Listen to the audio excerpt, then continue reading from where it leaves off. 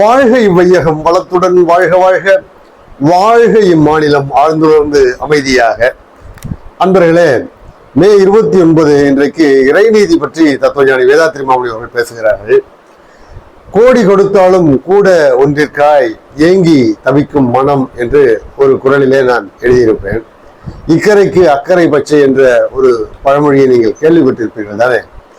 அப்படியாக மனிதனுக்கு எவ்வளவு கிடைத்தாலும் இன்னும் கிடைக்க வேண்டும், இது தவிர வேறு ஏதாவது எனக்கு கிடைக்க வேண்டும் என்று எப்போதும் ஏங்கி தவித்துக் கொண்டிருப்பவன்.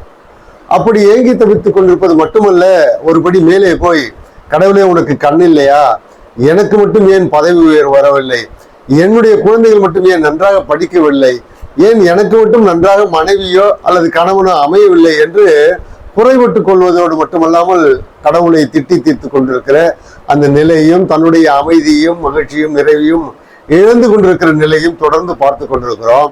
தத்துவஞானி வேதாத்ரி மாமுனி அவர்கள் சொல்கிறார்கள், இறை நீதி என்று ஒன்று இருக்கிறது, அது எந்த செயலை செய்தாலும் அதற்கான விளைவை தருவது, அவ்வளவுதான்.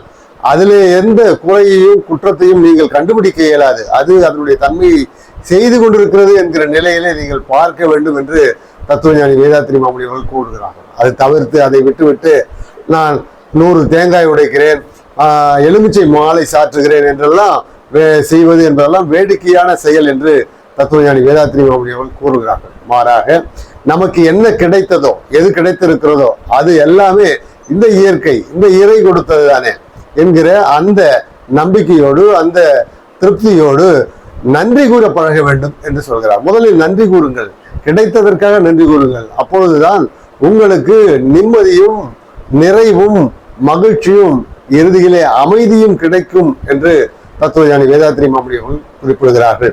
அந்த வகையிலே எப்பொழுதும் இறை அல்லது இயற்கை அதனுடைய நியதி என்னவென்றால் செயல் விளைவு, எது செய்கிறோமோ அதற்கான விளைவு. இந்த செயல் விளைவு என்பதில் சில சிக்கல்கள் இருக்கிறது. ஏனென்று கேட்டால், நான் இப்படித்தானே செய்தேன், அதற்கான விளைவு இப்படி வந்திருக்கிறதே என்றால் அதனுடைய நுட்பத்தை கொஞ்சம் ஆராய்ந்து பார்க்க வேண்டும். எப்போது செய்தீர்கள் என்பது உங்களுக்கு தெரியாது, அல்லது உங்களுடைய பதிவு வினைப்பதிவு என்பது உங்களோடு முடிந்ததல்ல, நீங்கள் செய்வது மட்டுமல்ல, அது நம்முடைய பெற்றோர் வழியாக கடந்த கால பதிவுகளையும் உள்ளடக்கியது என்பதுதான் உண்மை.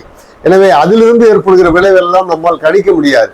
எனவே எது நடந்தாலும் அது ஏதோ ஒரு செயலின் விளைவு என்கிற அந்த நிலையிலே நாம் அடுத்த நிலைக்கு நகர்வோமானால் வாழ்க்கை நிறைவாக நிம்மதியாக மகிழ்ச்சியாக இருக்கும் என்கிற அந்த செய்தியை உங்களுக்கு எடுத்து சொல்லி நிறைவு செய்கிறேன். வாழ்க வளமுடன். மகிழ்ச்சி.